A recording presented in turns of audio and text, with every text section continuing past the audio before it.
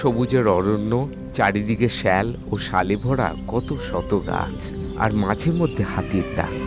হ্যাঁ, এটাই লাটাগুড়ির জঙ্গল।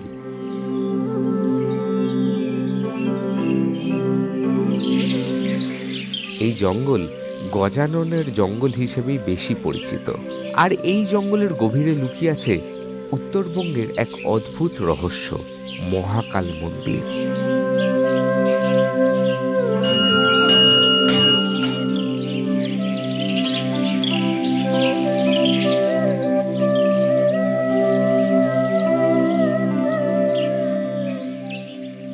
গাড়ি যখন লাটাগুড়ি থেকে জঙ্গলের পথে ঢোকে, তখন শহরের কোলাহল ধীরে ধীরে মিলিয়ে যায়। চারিদিকে শুধু সবুজ জঙ্গলের গন্ধ,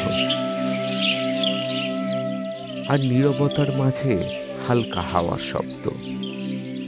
এই নিস্তব্ধতার মাঝখানেই দাঁড়িয়ে আছে মহাকাল মন্দির, এক অদৃশ্য শক্তির এক অনন্ত প্রতীক হয়ে।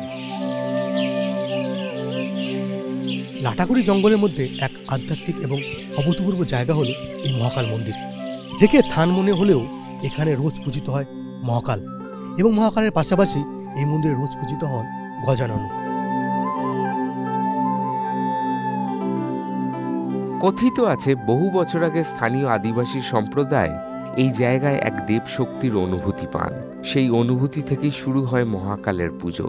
পরবর্তীতে বনদেবতা, জঙ্গলের রক্ষাকর্তা হিসেবে ভক্তদের বিশ্বাস আরো গভীর হয়। আজও স্থানীয়রা মনে করেন যে এ পথে আসে, মহাকালের আশীর্বাদ না নিয়ে কেউ ফেরে না। আগে যখন যে গাড়ি গুড়ি চলতো, তো ড্রাইভারদের ধরে নাও গাড়ি হঠাৎ করে খারাপ হয়ে যায় বা সামনে কেউ চলে আসে, এমন টাইপের কোনো কিছু হতো।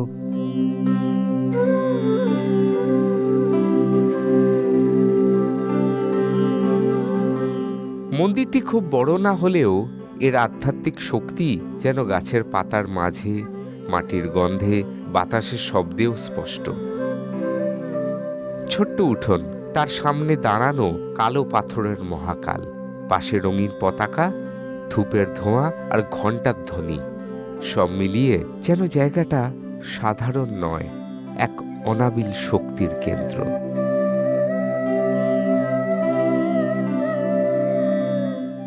দূর দূরান্ত থেকে ভক্তরা আসে প্রার্থনা জানাতে, কেউ সুস্থতার আশায়, কেউ পরিবারের মঙ্গল কামনায়, আবার কেউ হাতির হানা, বন্যপ্রাণীর ভয় বা প্রকৃতির অশান্তি থেকে রক্ষা পাওয়ার প্রার্থনা নিয়ে।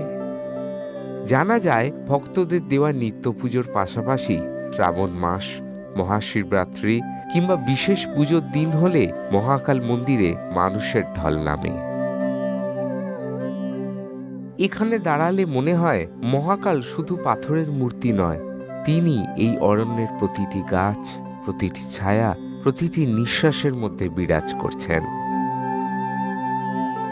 কিন্তু এই এলাকায় প্রবেশ মানেই সতর্কতা।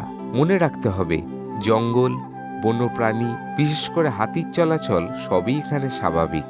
তাই ভক্তরা নীরবে, নিয়ম মেনে মহাকালকে প্রণাম করে ফিরে যান।